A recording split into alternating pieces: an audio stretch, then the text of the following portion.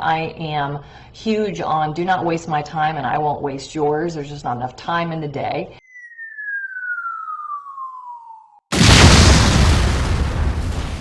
How to stop negative patterns with positive procedures. So I am a stickler for things that are a pain in the butt and repeat themselves. You know, I don't want to be bothered. I am huge on do not waste my time and I won't waste yours. There's just not enough time in the day. And I like to do business and know that I'm going to close, right? So let me give you an example of what I mean. In fact, I'll share a few examples and that I hope that kind of gets you thinking of what are the negative patterns in your life and in your business especially that reoccur, and it's like always something you roll your eyes at, it's always something you don't want to deal with, or in fact you might have just said I'm not going to deal with it anymore because of it being negative. And so one of those things, for example, would be, you know, I sell off-market inventory and you might be on my list and you receive these off-market opportunities. Well, you know, many investors over the years have said, Sharon, I'm looking for this right now. I've got cash. Call me first. Call me, right? This is the common thing, right? So then I would, okay, let me go out of my way and write down all these people who want to buy right now, have the cash, you know. And so then I call all these people. I, you know, make the special list and nobody calls me back. And but you know, this is okay, enough people are saying it, they want to do it, so you know what I'm going to do? I'm going to get rid of this negative pattern. If from now on you say that this is what you want to do, well, I'm going to put it back on you. Okay, put your money where your mouth is. Let's get into my new escrow program. So I made a positive procedure called my escrow reservation program, where investors who really do want to buy a property and want first dibs on it before it goes out on my list, they're going to put a absolutely refundable escrow deposit with their attorney or mine. We have a simple form and it's no obligation. All it does is give them the opportunity to look at this property first. If it meets the criteria on the form that I've asked them to fill out that tells me what they want to buy, where they want to buy it, and their budget. So if the property comes in that meets this criteria, they get the first opportunity to take it or not. Now, of course, that doesn't give them a week-long window to waste my time. There are some criteria. But what did that do for me? That lined up people kind of at a deli place, you know, taking a deli ticket at the deli, right? And putting them in order, so now I don't even have to send out deals. If the deal meets a criteria of those in the escrow program, I simply pick up the phone and call them and say, hey, I've got one for you, check it out, no obligation. If they want it, their deposit's already in escrow. If they don't, we pass. If they end up buying something from someone else, they get their money back, no questions asked. It just is a place that shows me they really are for real, and it helps me sell a property in a phone call. So that negative problem helped me create a positive procedure that has been phenomenal for our business. Another tip that I like to do is disclose everything up front. I like to be very clear, and I don't care who I'm working with, whether you're a client who's going to give me your money, whether you are a seller who wants to sell their home to me. I'm going to make sure right up front that you know who I am and how I work, because if you're looking for retail, that's not me. Or, you know, and a lot of sellers, their house is destroyed and they still want retail. So I just like to make it clear so I don't waste their time and they don't waste mine. And many times these sellers will call me back after they've already talked to other people and it's turned out to be the way that I've spoken in the first place. Same thing with clients when they come to us. Look, this is what we do. This is who we cater to. We're not the typical traditional brokerage. That may be what you need. That might be who would serve you better.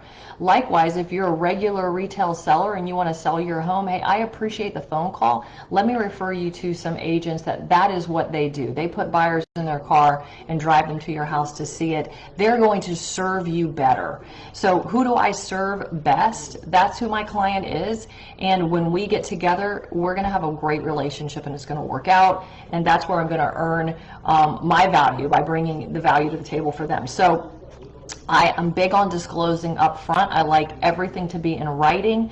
Let's do this paperwork right now. I never want my clients to find out at the closing table that there was something that they should have known or could have known at the very beginning of the deal before we ever even started talking price. And how about when you interview people and you're going to hire people? Wow, have we gone through some procedures for getting that right? And you know, it's always like, right, your weak link is that weakest person, right? And so we want to make sure that we are hiring and bringing onto our team truly like-minded people with the right motives. And so we have taken negative outcomes and negative situations and created positive procedures that give us the results we're looking for, and ultimately we end up with a very good fit when we bring someone into staff.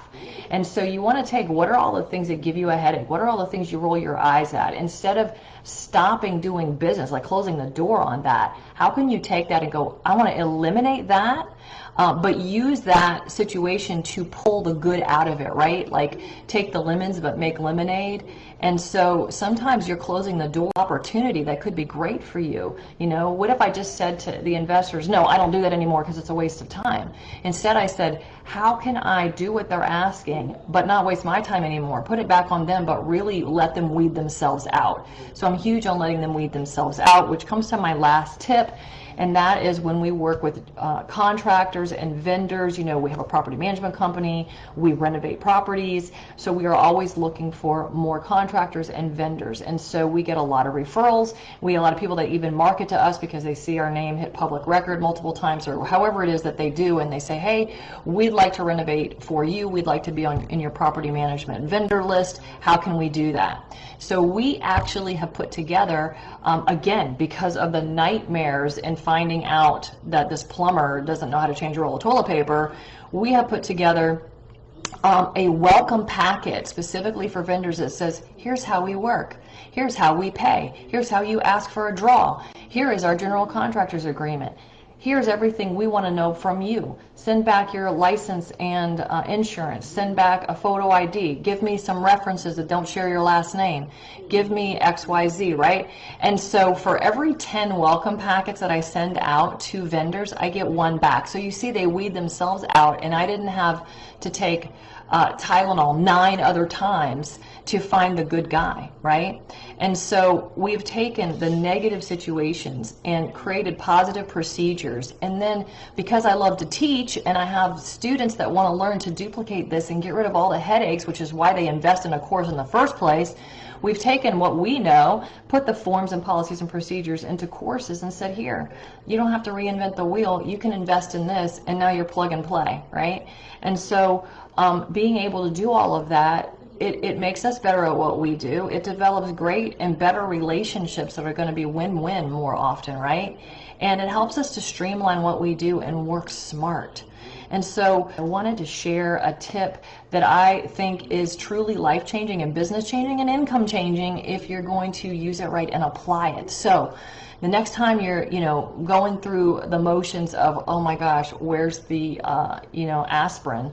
Say, what can I do to take that and turn it into a win for me and for the people who actually I want to, weed out and find them and bring them to the top of the pile, so to speak, so that I'm working with the people truly I want to work with and vice versa. All right, so food for thought, things to chew on. Thanks for tuning in, guys, and I'll see you soon.